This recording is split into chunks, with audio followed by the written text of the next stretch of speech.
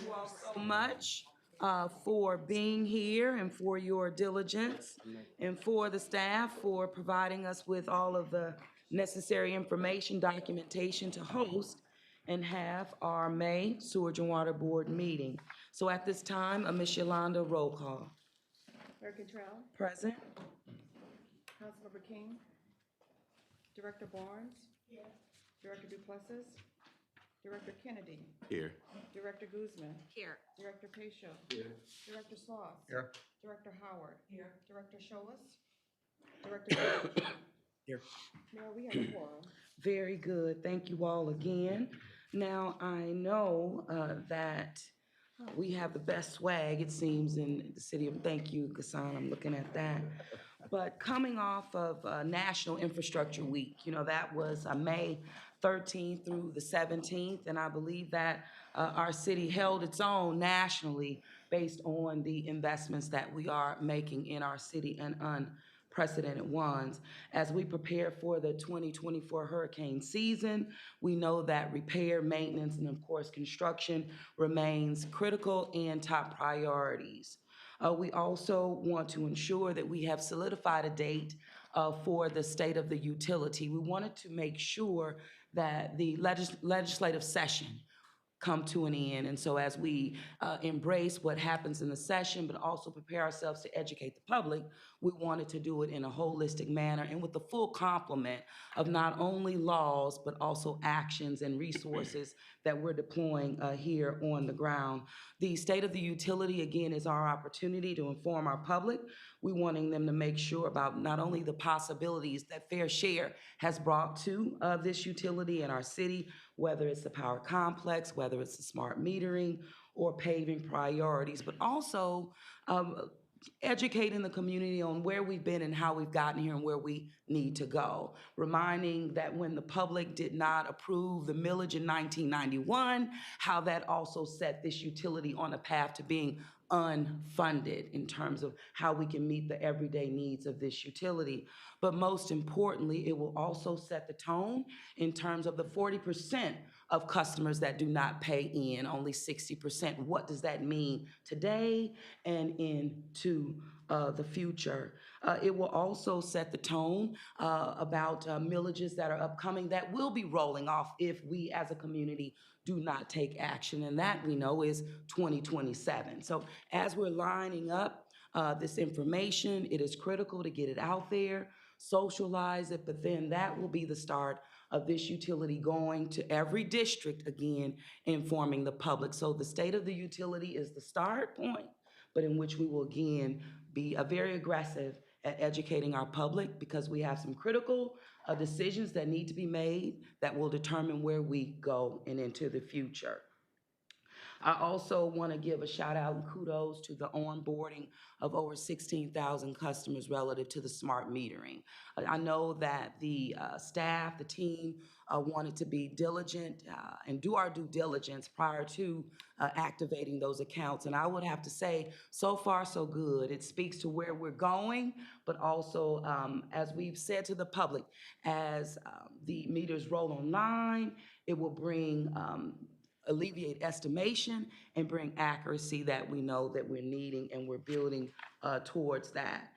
And so I know that we have a lot to cover on today. We'll get started with that. And again, just the last little shout out to Mr. Ron Spooner for his leadership of this utility over 3 decades. And so as we always lift him up, encourage him into the future.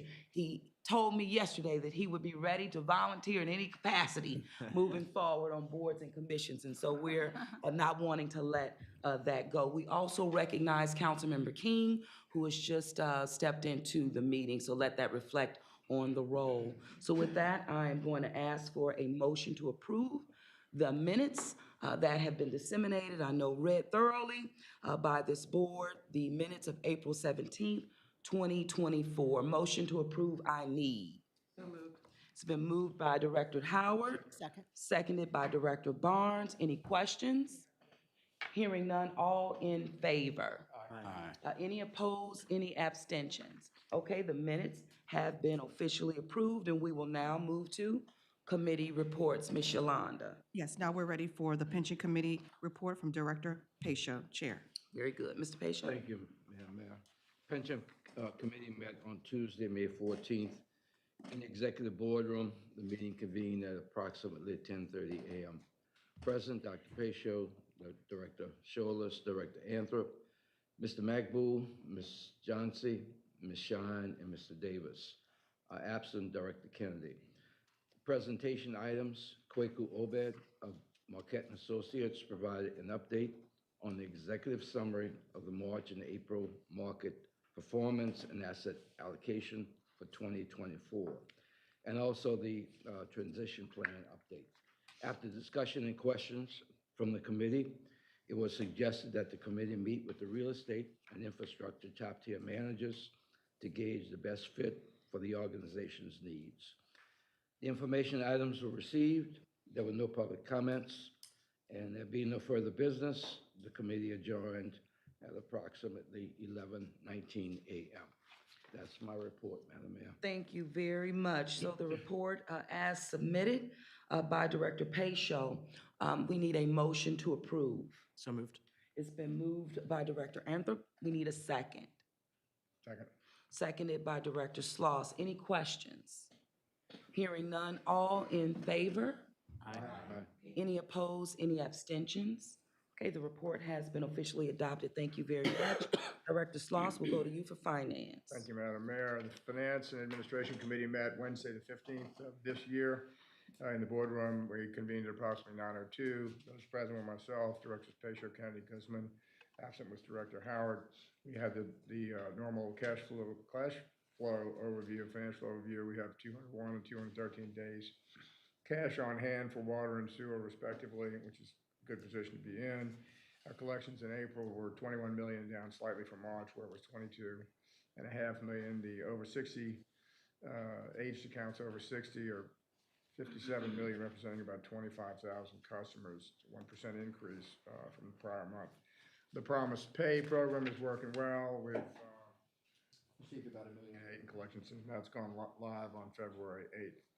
The billing strike team is working, utilizing the smart meter data. And as an update, Madam Mayor, to your report, I think we have about 20,000 of those since last week, which is good news. So we're up a little bit.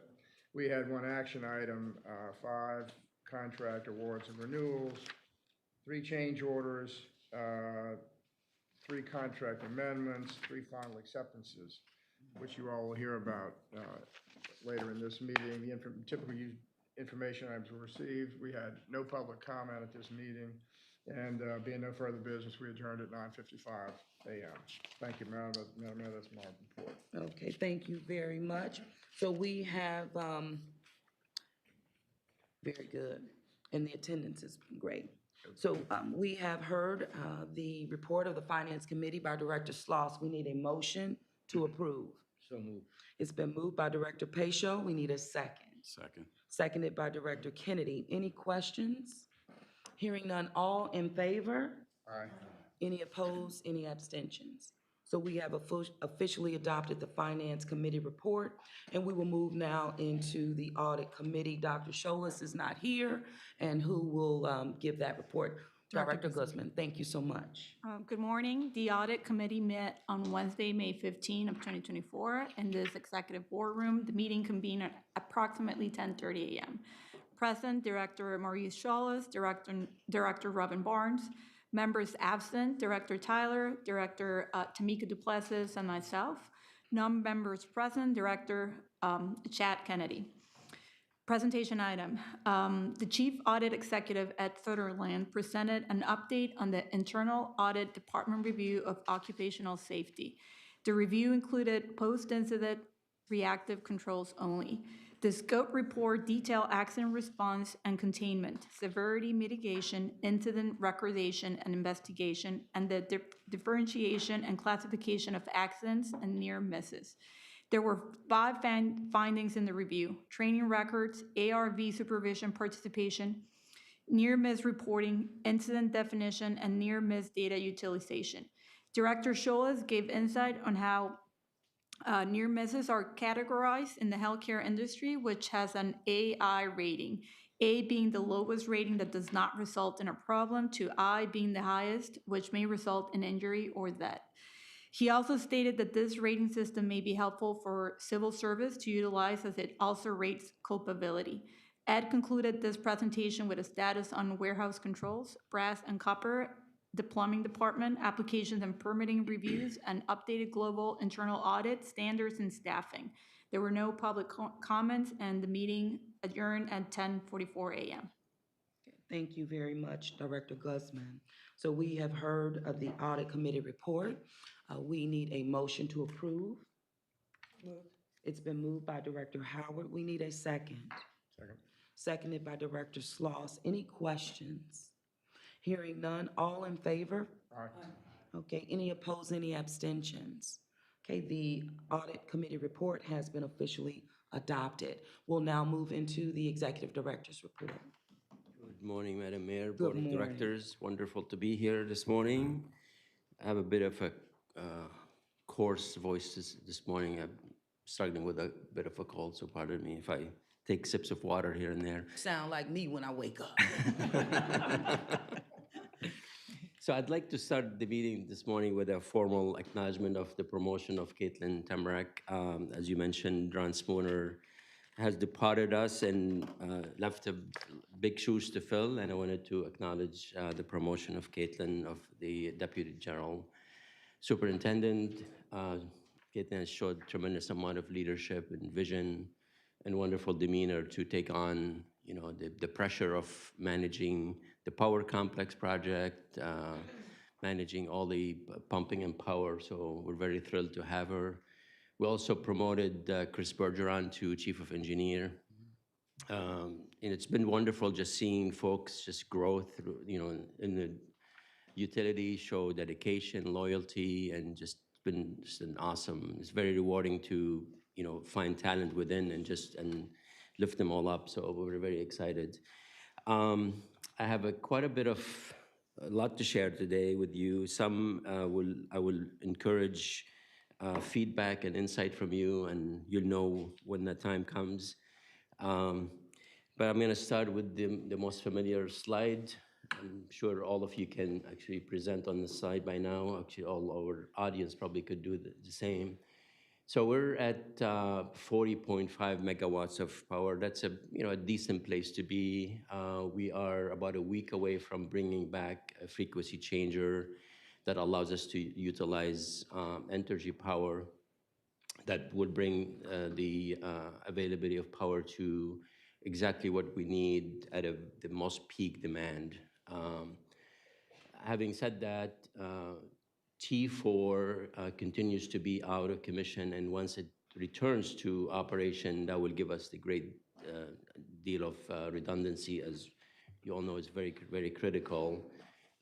With T4 specifically, as all of you know, we have been working on making a repair of one part. I guess if you want to know more, I'm sure we can elaborate. But basically, the gearbox, and once we were stripping it to make the repairs, we discovered a crack in the housing.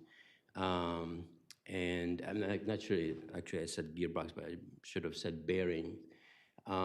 So there was no way to find that crack until the work was ongoing, and that crack obviously caused concern for us, and then now we're going through the process of rebuilding that one housing to make sure it operates when we bring it back, hopefully in about a month time. So this demonstrates obviously that we are dealing with very, very old equipment, and you fix one part, another one breaks.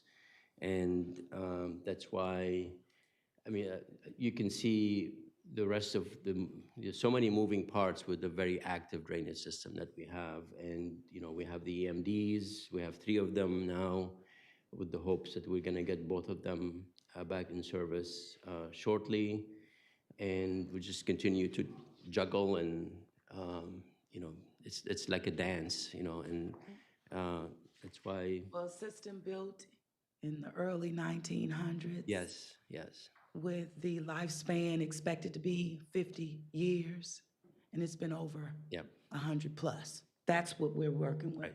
But that's exactly why we're doing what we're doing with building a brand-new power complex that, brings all the source of power to one place, being the substation, and again, becoming the primary source of power. And again, we're tracking very well. The second largest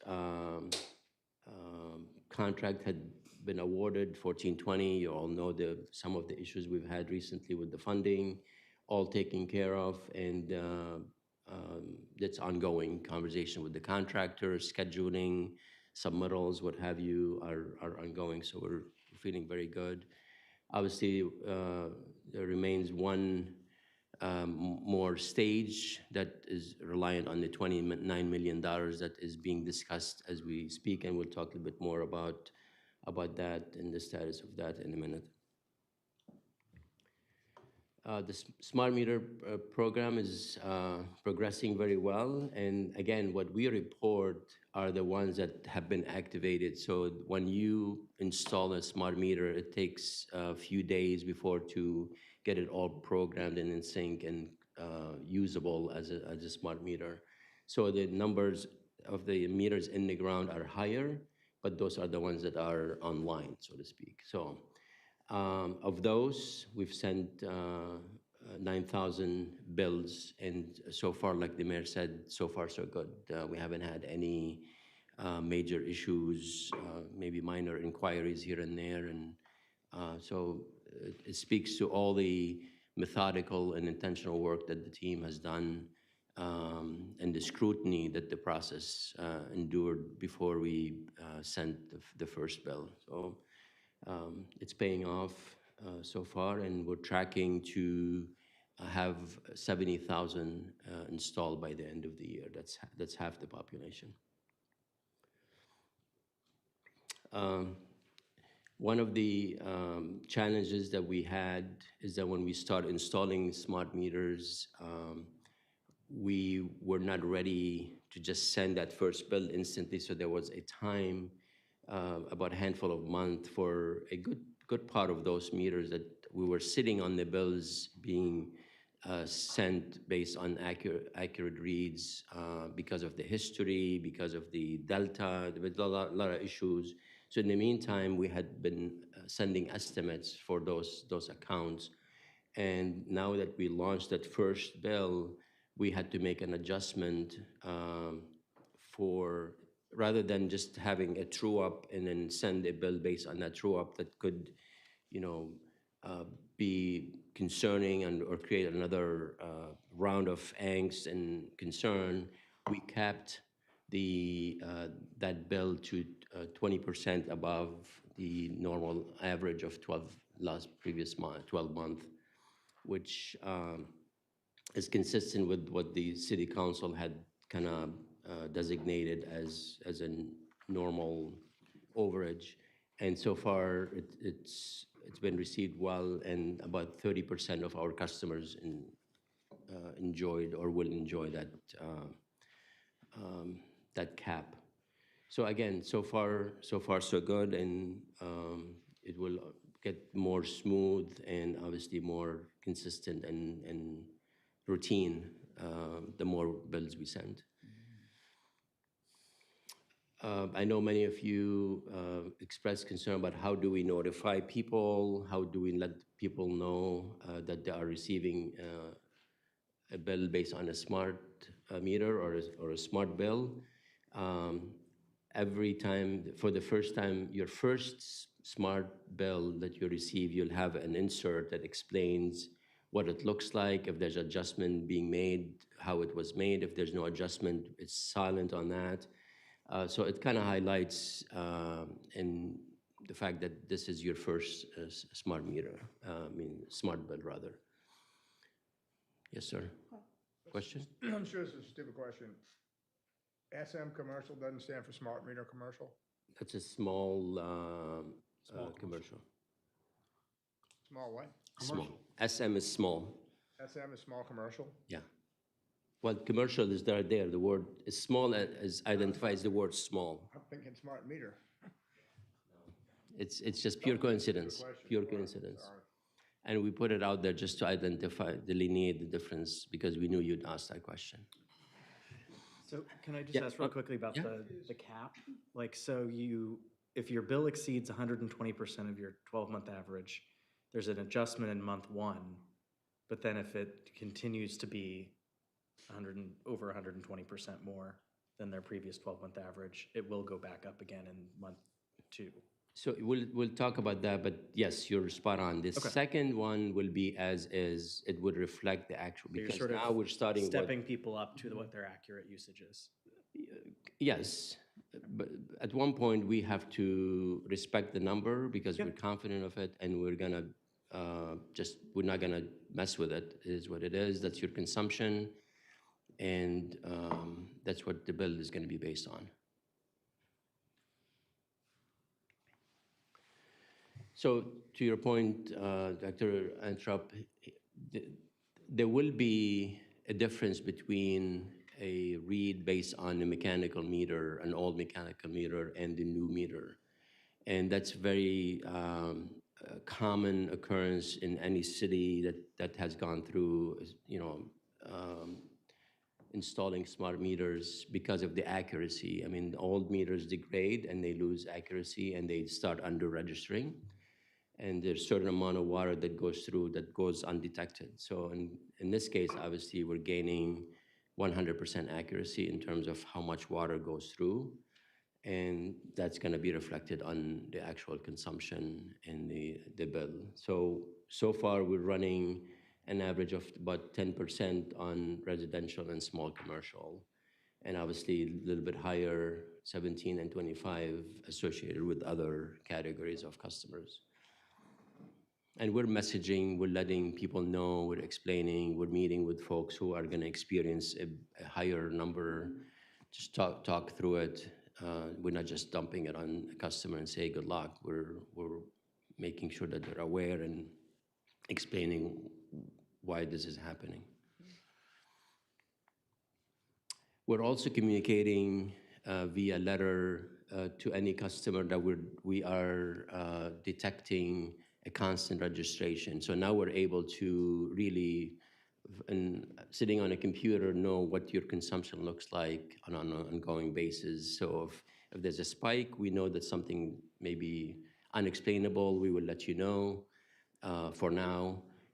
If there's a constant registration, we would suspect that there's a leaky, maybe running toilet, maybe there's a leak. We would send you a letter and walk you through what you need to do and how we're assessing that through reading the consumption. At one point, hopefully in August, you'll have access to a portal that will tell you that, and then you can police your own consumption and monitor it, and will be empowered to manage your account any way you see fit. So, but for now, we're actively letting you know that there is something that needs attention. And that's huge, obviously, because the sooner you manage that, the lesser the volume that is wasted, and then the lesser the cost that you incur associated with that. Question? Just to what extent are we using this as an opportunity to assess the proper sizing and customer class of people? So for instance, I know there's situations where maybe there's an old commercial building that's now a house. And so maybe it was a laundromat before and it has a 4-inch meter, but now it's a single family home, so that person's probably paying a really high sewer fee and maybe not using that much water. Are we using this as an opportunity to sort of right size the meter class with the usage of what's actually happening within those? I mean, that's a great point. I can say that we are, and maybe we are, and I'm not aware of it. But that's something once we get over basically, activating the entire system, then we can start, diving more into those situations. I mean, I would hope if somebody changed the use and they're overpaying, Right. they would let us know that something is happening so we can avoid that. But that's great point. And I know the team is sitting in the gallery, so they're taking I'll notes. ask Becca later. Yeah. Well, and it's also just, you know, that touch point is going to be with that customer. But that's the opportunity to begin having those discussions. And so, to your point, Renee is saying we are. yeah, that's great. Just FYI, some customers have called in and asked about resizing their meter because of the fact that the use has changed, as you suggested. But what customers get hung up on is the fact that they will have to pay for that Yeah. resizing of the meter, Right. and that's But the it issue. may be a good investment Yes, it long-term is. to do it, you know, if you're Some really are making overpaying. it. It ought to be it ought to be something that could be automated, I would think. Base usage in the meter size, you think that it could be automated. So, But the opportunity that Tyler's speaking about, one, it's being recognized by some of the customers, but it is an opportunity to go deeper and further. Yeah, exactly. So I did get the thumbs up that we are doing that, so that's awesome. It says 2023, I assume that's just on the leak detected, Mock-up. That's Yeah, a it was mock-up. just a That's when they just a started. sample, yeah, but still. yeah. That was created in 2023 and we're still using it, yeah. I'm sorry. before you, Oh, yeah, I'm you sorry, know, go ahead. Is this the, I feel like, and maybe this is just my way of thinking, when I look at this and everything that we've discussed and what I've learned, leaky toilets seem like a real threat to me, right? And so when I look at this graphic, I see leaky faucets elevated, and I'm like, oh, okay, that seems like a nuisance for the average person. But a leaky toilet can literally double your bill, right? And so I would, in my mind, I kind of hope that that would be elevated to a degree. I feel like it's something that we should really let the public know that this is a real risk, right? Something they haven't had to deal with most, right? Yeah. And so I think that it'll alleviate a lot of headaches if we can promote this a little more. I mean, the bottom right corner for the thing that can double your bill. We can agree more. As a matter of fact, I know the team in their more extensive or the larger presentation, they have that specific. Perfect. They talk about the toilets being a major source of, you know, added consumption and how you can detect it, but using some dye. And I mean, there are ways to, and I know that's being discussed and explained at a higher level. Perfect. Even when you look at this and you see in terms of how do you use your water, and you look at the areas where water leaks are more prominent, I think it's very comprehensive. And so if you move leaky toilet up, well, it's fine, but all of that matters. Oh, yeah. You know? Oh, yeah. But We have this to change it is the a culture. common occurrence, and I know my team has explained that, you know, the stopper has a two-year life, so you have to kind of proactively change it. I know many of us probably don't even think about that, but it does make a difference. right? Yeah, yeah. Where would one find that? That is really the opportunity, because as you learn more and you educate yourself more, then you really will start to monitor your use. That's how it'll work long-term. Absolutely. And that's where we're going. And if everyone can do that, we'll be in a much better place moving forward, but the tone is being set. Absolutely. exciting. Being accessible on your phone, where it can, you know, flag something for you, you know, automatically. That's a very, very good place to be. Just a quick update on a couple things here. Promise Pay, something we started back in February, and so far has really paid great dividend for us. It's an easy way for customer to be touched for the first time and allow them to make payments through a very easy way of making payments. And we've so far collected $2 million. That obviously helping us dwindle the AR, the accounts receivable number that we've been carrying for so long. Obviously, it's not the only answer, but it's definitely making a major dent in that. And the key here is the retention. You know, it's not just making one payment and then forgetting. It's, you know, it's just ongoing fulfillment of the commitment that you make when you sign up. So very, very good. Our team continues to grow in terms of, you know, studying the billing process and deciphering and scrutinizing everything that we do and how we do it, streamlining it, and just beyond impressive of the work that's been accomplished so far, and will continue to kind of, again, to make sure that billing is never an issue for this utility in the future. So, I mean, it's around the corner, and we know that billing is the number one issue for us. So folks have taken it very seriously and making a big difference in improvements. I have a question about Yes, sir. the building. What is the update as it pertains to large-scale apartment complexes where the property owner is supposed to pay the bill but just refuses to pay? What's the progress with that? Obviously, we reach out to all of them that are, delinquent, and try to walk through what is causing the reason why they're not paying. Often we find out there's a tremendous amount of leaking on the property that's creating a larger amount of consumption, which, is reflected on the bill. In some cases, people, are talking to us and they're actually entering into a plan, and some are just adamant about refusing to bill, and that's when our special counsel gets involved, and then we go the unfortunate way of using the courts to get their attention and ultimately paying. And now, because of smart metering and AMI, now we've gotten those larger meters. Usually the multifamily complexes have 8-inch meters or 2-inch meters. We've gotten those in now, so those have been installed. And so they are noticing and understanding now that they do have leaks on their properties. And so now they're coming to the table to actually discuss paying. So We have a meeting today, in fact, with one of with actually one of the largest apartment complexes in New Orleans East. Okay, all right, thank you. One thing we'd like to share with you, obviously, we've been keeping an eye on the all the legislations at the state level, and we know what's imminent and what's certain. And we know that there's one bill that's going to bring arbitrators to the board on behalf of the state, which we do welcome that. It's an additional resource. It brings objectivity and neutrality, but also folks who are hopefully equipped to look through delinquent accounts and decipher what's right and what's wrong and make a judgment.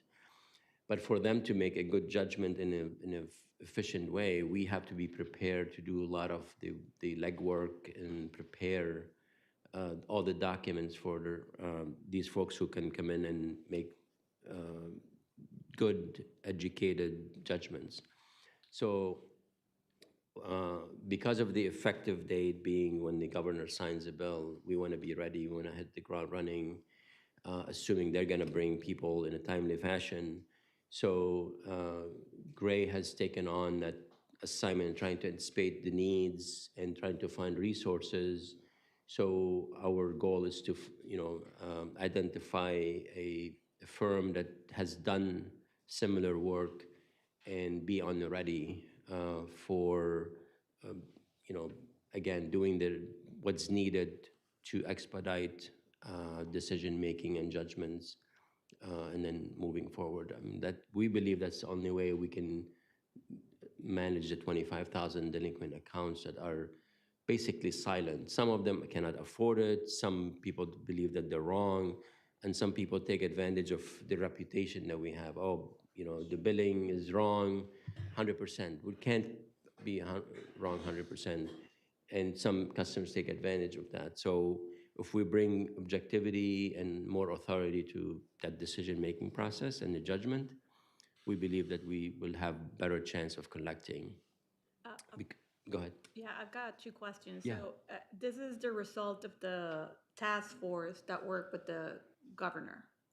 Is this right? I mean, directly and indirectly, there were a lot of recommendations that came out of the task force. And in one form or another, some were taken by the legislators, by obviously the New Orleans delegation, and formulated their own bills. So I would argue that they were going to happen regardless. Okay, so that's one. And then the second question is from an operational perspective. Is this a project that has a beginning and an end, and then there's a judgment and you close it up and put it to bed, or is it a continuous job? Well, I think it's a function of the need. If we dwindle the accounts receivable to a very small industry standard number, then there will be no need for any intervention. But when we are running 25,000, that's 18% of our accounts that are delinquent. That requires, attention. So if it goes down to 2%, then everybody will say, yeah, no, it's a normal operation. There's no need for. Attention to put to bed. Speaks to an end date specifically. I don't think it does, The but management of the current it will be situation. organic in terms of, okay, Drilling we're down done. to 25,000 and getting to a comfortable number that is a manageable number based on the capacity that we have. And I see Renee Gonzalez. You have something to share? Just for clarification for everyone, it's important because the media's here.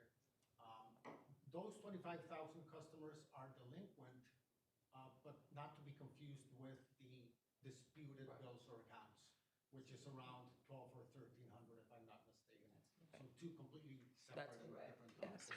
I call them the silent delinquent accounts. There's no interaction. They're avoiding us. We're serving them water. They're using water, but they're not paying. And just the volume is too overwhelming for us to, proactively without the outside sources. So, Right. yes, sir. I had a couple things. One, I fully applaud this, and with respect to the company who can come in and help us, this has to happen, whether or not there are arbiters after, because we have to catch up and get ahead of this problem. I agree. So with all speed possible, I look forward to, when you've selected the person. Second thing I have is a question, which is, do we have an indication, will the state arbiters have the authority to forgive where necessary? Forgive bills? So they come to the conclusion the bill's $50 instead of 100, they can forgive 50. Do we anticipate that?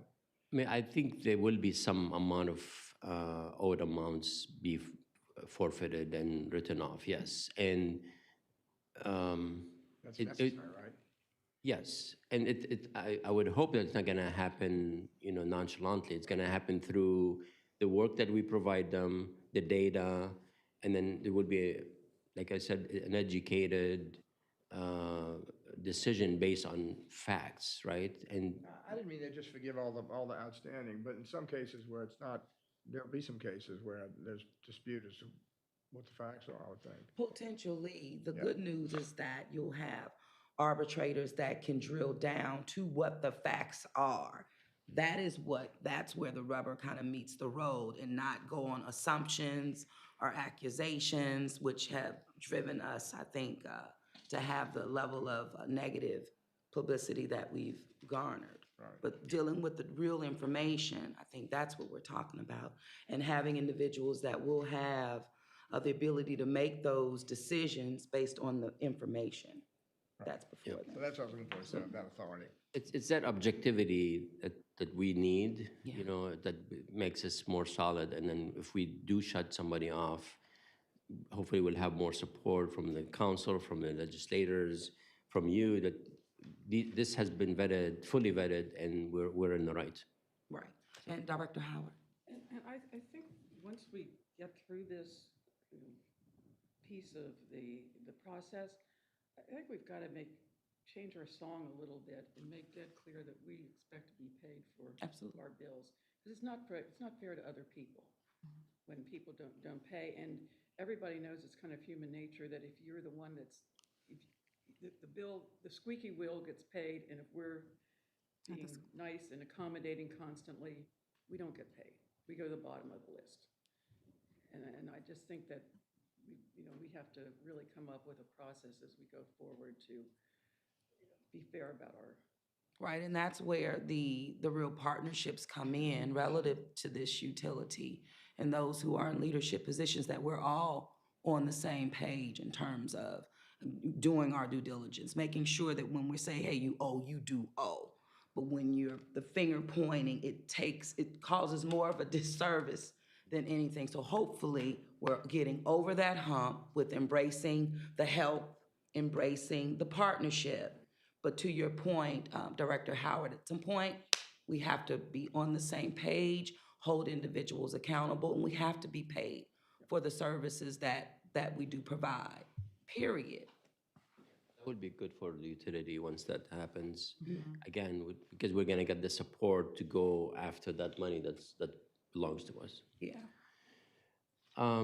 Moving on to the ongoing legislative session, there are 5 bills that relevant to us. The first one, just briefly, it's predicated on the fact that we will have half of our population automated by the end of the year, and the author in this case felt like then we can put all the resources we have, all the meter readers on the other half, and we will be able to read all of them. So there's really no need for estimates. So in theory and in concept, we agree, and obviously we're gonna do our best to. That's what we want to do. We want to read meters. We don't want to estimate them, but obviously we will be precluded once that passes from sending somebody a bill that has an estimate on it. So the customer will likely to receive ready to serve numbers, sanitation, and LDH, Louisiana Department of Health fee, which is $1. And that's all they would receive on it. If hopefully there'll be anomalies where we would send that bill with no consumption shown. Poco. I'm sorry, but I keep talking about, but this doesn't forgive.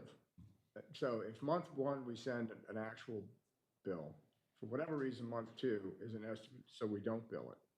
Correct. Month 3, they're going to get a bill that accounts for what the actual usage was between the end of period 1 and the end of period 3. So they're going to get a double bill. They're gonna get for the consumption alone, yes, yeah, yes. And This we isn't a explained that to the. resolve. This isn't a resolve. These No, are, again, in concept and in theory, but we're in operations and we're on the ground. This is Yeah. where, This looks like something's could create more. it's a problem. It problems. is. It is. It is. Again, I'm not saying it's in our control, but just the same. No, this No, is the problem. you're right on, and we intend to send the bill again to ease. We're gonna send the bill with the ready to serve and sanitation, and then next month, if we read the meter, we will send the consumption of 2 months, because we can't delineate what was used the first month versus second month. And we explained that to the author and the supporters, and they understand that. Yeah. The second one from Representative Hilferty, basically requiring us to offer all our customers the opportunity to use a fixed monthly bill that's used, based on previous averages. So it will be an opt-in. Yes, I will accept this $170 bill for the next 8 months until the smart meter is installed, and then that would terminate that arrangement, and then we'd start sending you smart bills. There's no true up. There's no need for true up. There's nothing. Yep, that's exactly why she was. Yeah. No. Yeah. No, I have just a general comment. I'm Yep. sure that a lot of you are going to agree. I know there are representatives that may have goodwill and good intentions, but it's imperative that they touch base with our group to be able to understand if what they're proposing is actually going to be helpful. They don't want to understand. Yeah, well, and I'm saying this Not because, to understand. yeah, but it's important because this type of things, instead of helping, creates additional noise and commotion. And I think their constituents need to know that this is not the way to help. It's the opposite. So, I mean, I just feel the obligation to say this publicly. Well, I mean, we're taking the position, we're going to do everything we can to meet the spirit and intent of the bill, which is, it's well-intentioned. I'm sure it is, but it's creating, Right. it's creating, This would create more work. We're already set up with our vendor to be ready to offer that arrangement for our customers. And again, the idea here is that the true-up is what throws everybody off. I mean, it's legitimate, but it typically is a higher number that hits people and they don't know what to do, because we have been estimating and failing to read and sending actual more reflecting of your current consumption. So given the circumstance we're in, we're gonna Work with them. adapt this and make this work. Yes, because we want to remove all the angst associated with bills in any way we can. So, I mean, yes, sir. Does the bill tell us how we have to calculate the fixed monthly rate? It says recent averages, recent meter reading averages. I mean, it's not so, I mean, Entergy offers level billing. It's not so different if we're able to do that, but. They have a true up. But level billing, of yeah, course, in this case, we would not, there we would would not be a true-up. forfeit, we would not even, we may read for record, but we will not reflect that in any bill, but we But switch this just it to applies smart till they meter. get their smart meter. Yeah, Okay. yeah. I think it's a fair way to at least, make a customer feel less anxious about the next, several months of bills until the smart meter is installed. So, the third one is fairly, pretty straightforward. It allows us to waive the residency if we post a position for 90 days and we don't have good candidates. The fourth one talks about,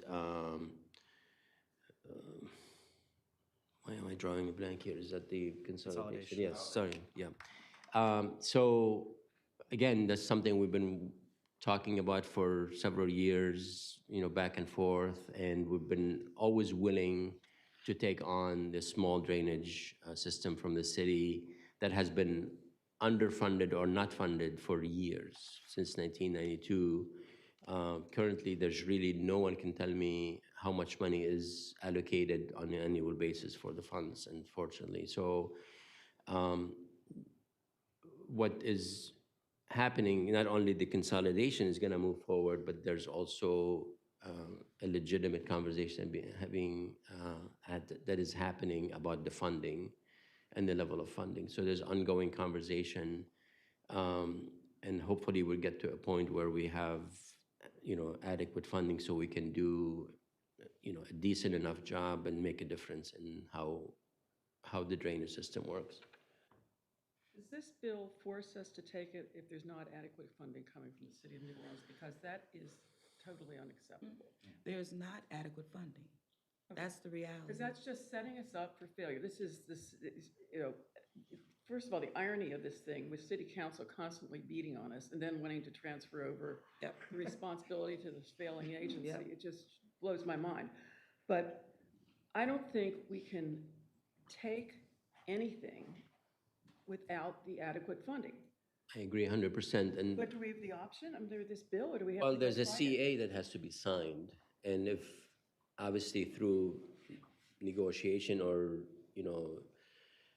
good faith conversations that we're gonna present the case, here's what we can do and here's how much it would cost, and we'll have a scalable effort, if that's what you want, this is what it would cost, if that's what we should do, this is what it's gonna But cost. does the bill give us that flexibility? Because if the bill says it's transferred, then we have a problem. It doesn't give you that flexibility. That is my understanding, and the full complement is not adequately funded. That's been the issue time and time and time again. The lack of that passage of that millage in 91 set the tone for 1992. And so, and that also shifted when the city got involved. Yeah. But are we fighting this then? Because, to get in that position is not okay.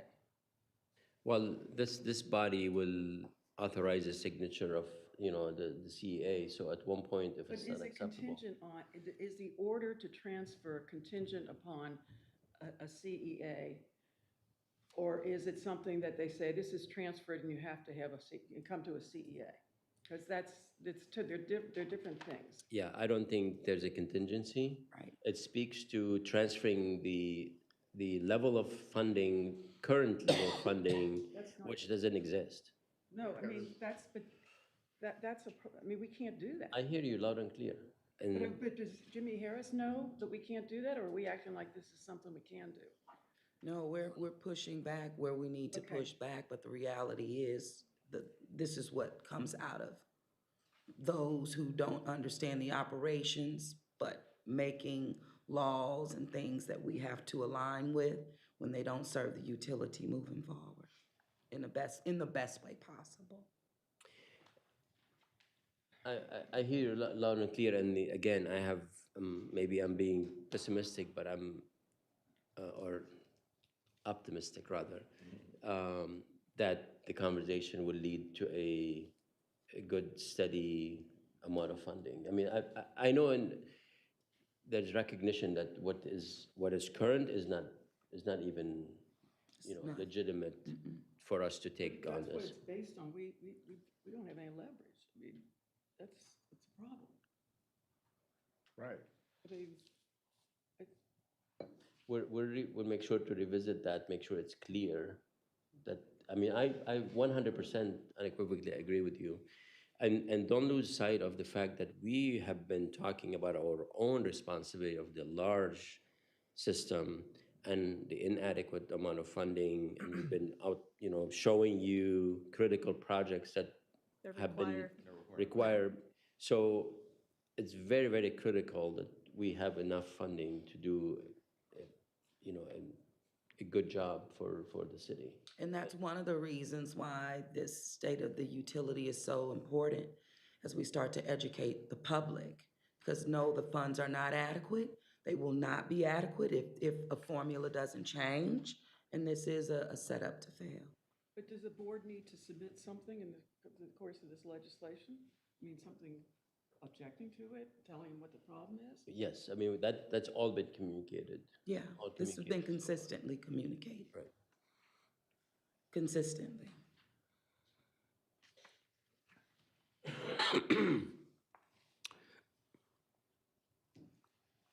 So, and the last one,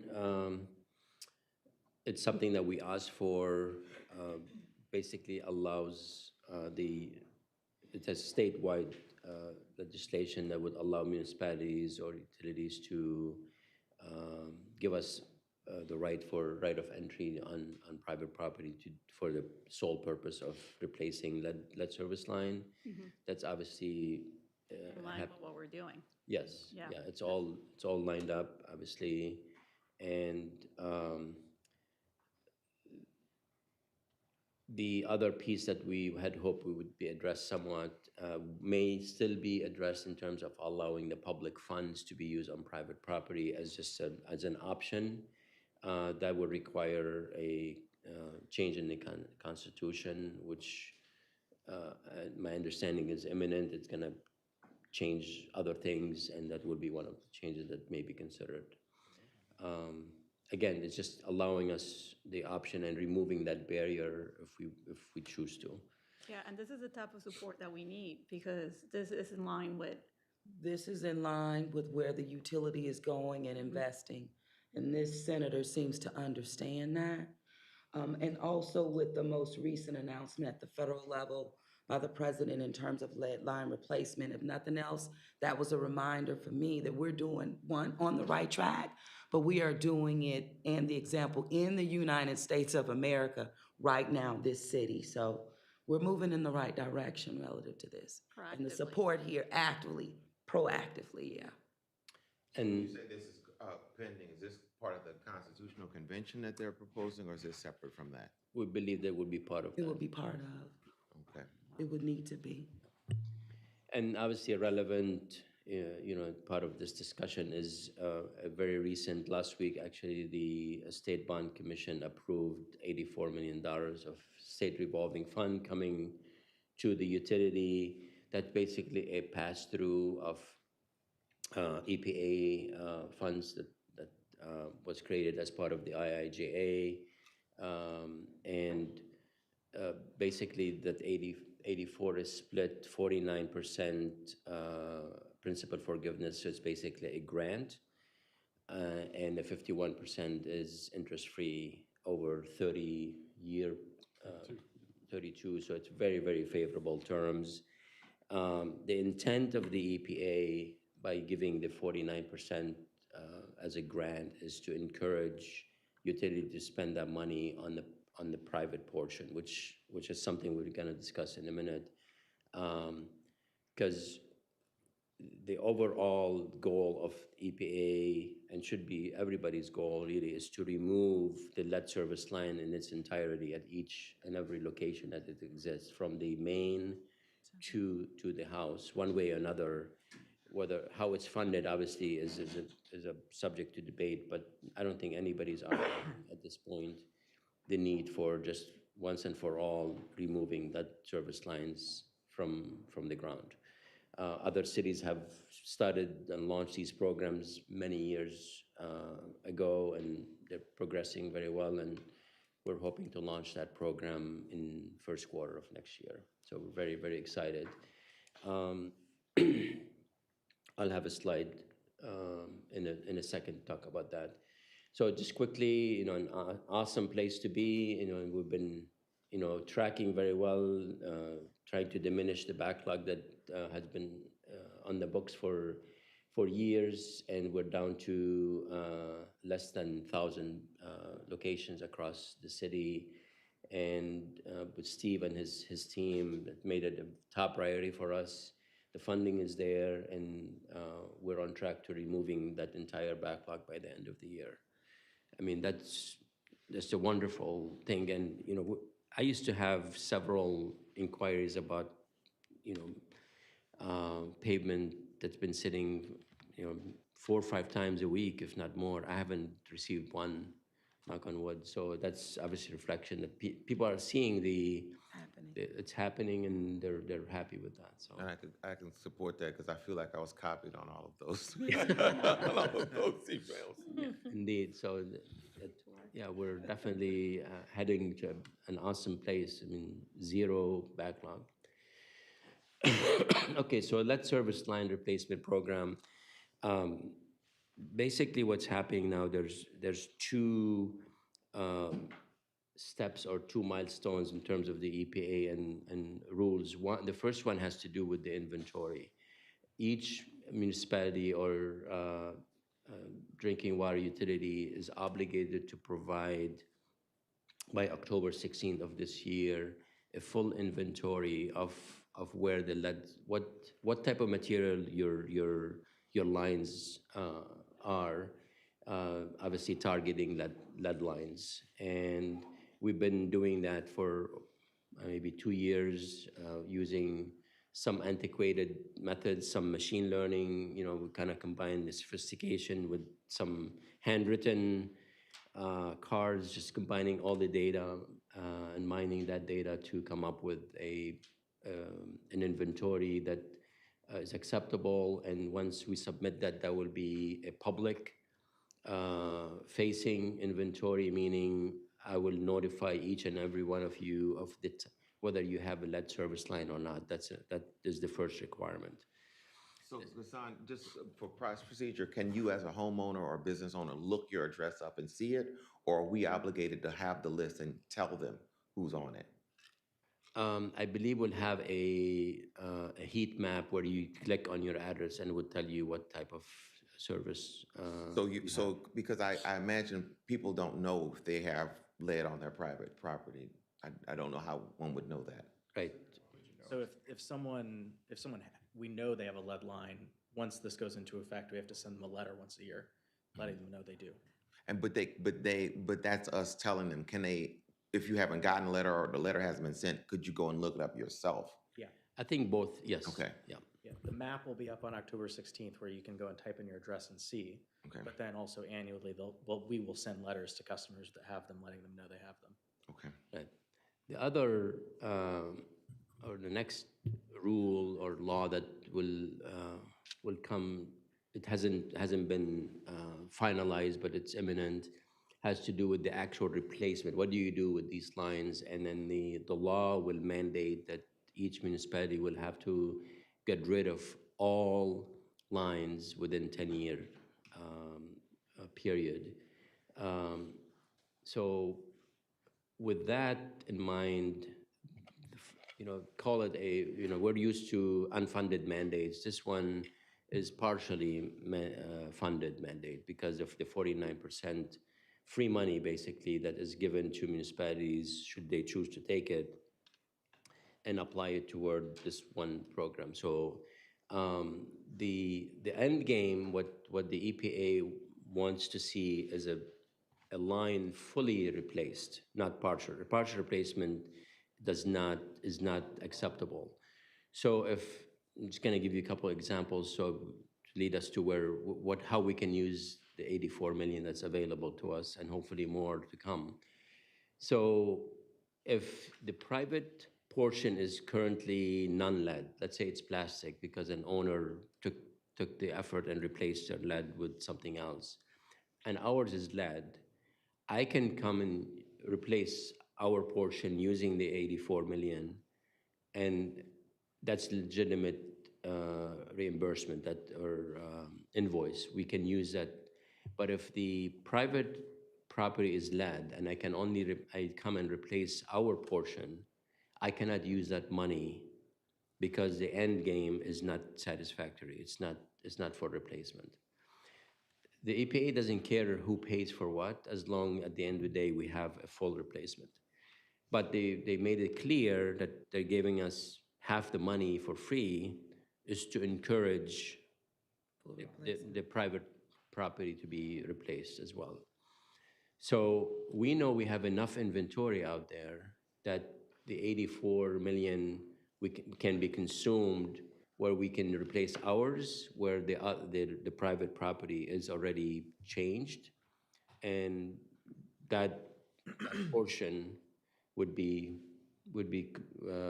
deemed acceptable and lead-free. And that could be one of our approaches. The one thing that I need to point out is that likely, and I'm generalizing, of course, the likelihood of a private owner having replaced their lead line is that probably, from an economic, I guess, position, they're probably more able to afford it, and likely people who can't afford it have not touched their portion of the lead, whether they own or they rent.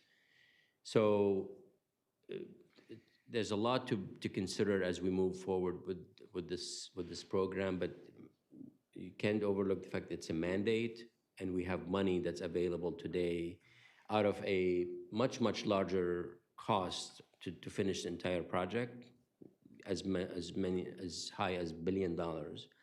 But today we have $84 million that we can and should spend on some kind of effort to get rid of as many of these lines as possible. So there's more to come. We're going to start socializing this, that we're out there. We want your buy-in. Again, we haven't established the guidelines and the criteria to how to proceed, but we know for a fact the money is here, and we don't use it, somebody else will, and we're still at the same place. We have 84 million on a $1.1 billion project. That's hardly even partially. Not even 10%. It's a drop in the bucket. I think we have the issue of how, addressing who's paying for the private property, but as far as this 84 million, my suggestion would be we start doing it in neighborhoods that are least able to afford their own lead line replacement now. And I assume that's what we're... that would be one very legitimate approach, yes. I would like to see, early childhood education centers targeted. Yes. Right? I think that's where a lot of our community, is consuming water. Their youth, they're the vulnerable age, right, to some of these risks. I would really like to see them in that top tier group, but also acknowledging, I think it says something to someone who's already changed out their side. I'm curious about what that volume is, how many accounts, when we find out. Yeah, we should have a very good idea, and actually I have the team in the gallery. Maybe if you guys can, maybe Becca can come up if you don't mind, or That's Felicia? really the good news, like in terms of how we've done our due diligence. Mhm. Like the data collection, we're so far ahead, we have it. Yeah. So to be able to prioritize, like you and Director Howard is saying, like we are equipped to do, it's exciting to be able to do that. Absolutely, absolutely.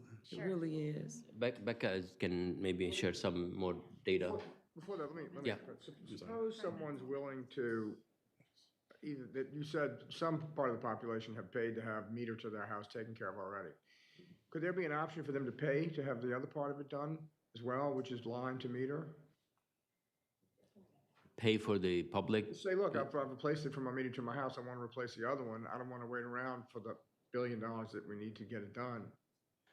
I don't see why not. Just get it- I mean, it would have to be the water board that does it, right? Yeah, Can you if- hire a plumber and say, just come do it? No, we I didn't think so. But if I replace the one in my house, it's stupid for me not to be able to replace the other one, obviously. So we need to have a way to allow that if you're willing to pay for it. I don't know how many. if you want to expedite and just get it done, yeah, I mean, Well, but at there's this a way point- to get it done. Yeah, at this point, there's no Yeah, designated source of funding, and it's $1 billion. right. You're Anyth- asking if a private property owner could replace our utility service line? Yes. Probably not, because that's our property. What I'm asking is, can a private property owner pay the water board to do it? Okay, let's deal with something else. I mean, I think there's a way to get that done, but, Sure, I did want to talk about the priorities on who we can replace and when and what order. A lot of those priorities on what the order is of when those replacements happen are set by the EPA mandate. So those priority schedules, a lot of them are already set. So our hands are tied on who goes first and when by those. And then there's also best practices that we're also including in that. So while we look at the complexities of the requirements of the LDH funding, they can make some of the determination in what that schedule looks like. And that's part of our lead service line replacement plan that's in draft now. But ultimately, the EPA and by proxy, LDH will determine what that plan can or cannot look like as we move forward on using these funds. Yeah, but what's unique, what the good news though for us is based on those guidelines and rules, they do set very well with the city of New Orleans relative to our demographics and where the needs are in this city. That's why it coming out of the gate, it's more aligned than not. And more aligned in the areas where the needs are the greatest. So we will not be this is the whole purpose of that. Yeah. But we're further along and we have the leadership. Anything else you would like to add? That's it. thank you. Thank you. That's great, great news. And then this is also going to, my hope, to really get not only the conversation going, but action relative to those customers that are not paying into our system. That 40%, like they're gonna have to pay. Yeah. We're gonna have to pay. Yeah. The last slide I have for you is just to share with you that on June 21st, we're gonna do another job fair, hopefully as good or better than last year. Last year, if you recall, was very, very successful. We had tremendous participation, a lot of on-spot hires, 80 of them. So obviously, we're very excited. I know some of you participated, came to walk around, and so we're very excited about that, and we're confident it's going to be another successful program. So with that concludes my presentation. Thanks for all the insight and feedback. We said that we had a lot to cover. Yes. But it's a lot going on and it's necessary. So thank you very much, Ghassan. Ms. Yolanda? Yes, we'd like to note that Director Schultz arrived earlier, so he is present. And also now we are ready for our first action item, and that is the Resolution R97, 2024, approval of Sewage and Water Board of New Orleans modification of preliminary approval for water revenue bonds. And that would be Garrett Gemelis from Foley Gil. Garrett? Good morning. Good morning, Madam Mayor and board members. I'm Garrett Gemelis with Foley Udell. The resolution before you today is to modify a preliminary approval relating to the terms of the water revenue bond issue, which was previously approved by the board at its March meeting. The resolution originally provided for borrowing in an amount not to exceed 90 million at an interest rate not to exceed 2.45% per annum with a 22-year repayment schedule. However, since the adoption of that resolution, the board has received commitments for the purchase of the bonds on more favorable terms. This resolution modifies the provisions of that resolution to increase the principal amount by $600,000, to provide the bonds will be non-interest bearing, and to extend the maximum maturity by additional 10 years to 32 years. And these bonds are 86 million of which is for the lead service line replacement, and approximately 5 million is for the smart meter program. Thank you very much. So, members, we have heard the background relative to the resolution R097-2024. We need a motion to approve. So moved. It's been moved by Director Scholas, seconded by Director Pacho. Any questions? Hearing none, all in favor? Mayor, I'm sorry, Mayor, we'll need a roll call vote. Oh, okay, very good. So, roll call vote based on all in favor. Ms. Yolanda? Mayor Cantrell? Yay. Councilmember King? Director Barnes? Yay. Director Duplessis? Director Kennedy? Yay. Director Guzman? Yay. Director Pacho? Director Sloss? Yay. Director Howard? Yay. Director Scholas? Yay. Director Antrim? Yay. All right, so we have all yays, no nays, and the resolution is fully adopted. And now we'll go to the second resolution, Ms. Yolanda. That's Resolution R86, 2024, award of contract 1443, West Power Complex water tie-in between the Sewage and Water Board of New Orleans and MR Pittman Group. And we'll have Steve Nelson, our General Superintendent. Steve? Yeah, thank you, Yolanda. This is a resolution for the award of a project related to the West Power Complex project. This installs the water main. We opened bids on May 10th. There's a reason this didn't go before F&A, but there's also a reason we would like to bring it directly before the board. This water main will provide fire suppression for the equipment that will be installed under contract 1420, so it's very important that we get this done. The estimate was $2.5 million. We received one bid from MR Pittman Group in the amount of $2.2 million, so below the engineer's estimate, and awarding this is important so that we can have that water main in place in time for the complex. Very good. Can't just throw a hose into the. Well, no, thank you. All right, so thank you very much, Mr. Nelson, for that. We need a motion to approve. So moved. It's been moved by Director Sloss, Second. seconded by the Director Anthrop. We need a, motion in a second. Any questions?